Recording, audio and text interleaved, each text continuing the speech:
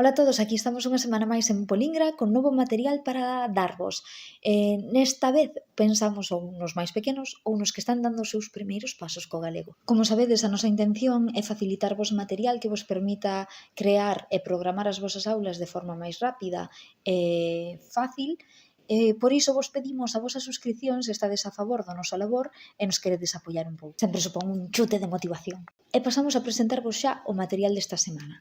Esta semana falamos sempre con tarxetas, facemos moitas tarxetas, pero creemos que son moi útiles e que son moi versátiles tamén. E neste caso poñemos 8 tarxetas de animais e 8 tarxetas de partes do corpo.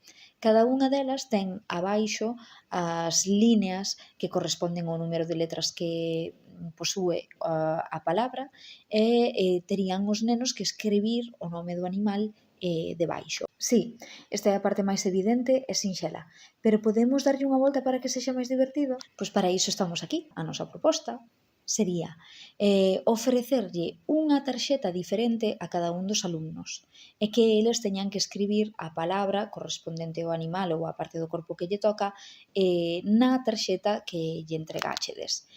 Pero despois, a cousa interesante sería facer por parellas que cada alumno lle dictase a outra palabra ao compañeiro. Entón, eu se na primeira teño morcego, que é esta que podedes ver aquí, e na segunda teño Xoaniña, pois eu digo a palabra e o outro compañeiro ten que escribir morcego e o outro ten que intentar escribir morcego.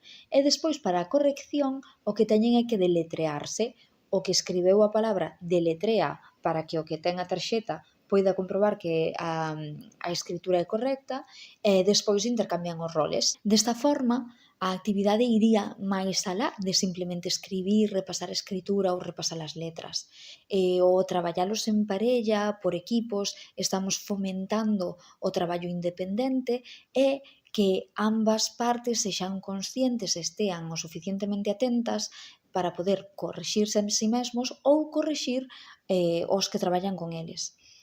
Isto é moi importante porque fomenta a autocrítica, fomenta a sociabilidade e, polo tanto, tamén as conversas en galego para corrixirse. E nós o que queremos ao final é que o galego non sexa só unha materia a estudiar e unha materia obligatoria, senón que sexa algo que lles apetece facer, que lles apetece estudar e afianzar os coñecementos dunha forma un pouco máis lixeira e levadeira, que non por iso menos eficaz, ao contrario, pretendemos que estas actividades sexan moito máis útiles e teñan máis poso. Isto é todo, así que nos despedimos ata a semana que ven, pero non sen antes lembrarvos de que estamos tamén en Instagram e ali subimos actividades distintas como pequenos retos semanais que poden ser moi útiles, sobre todo para a educación infantil.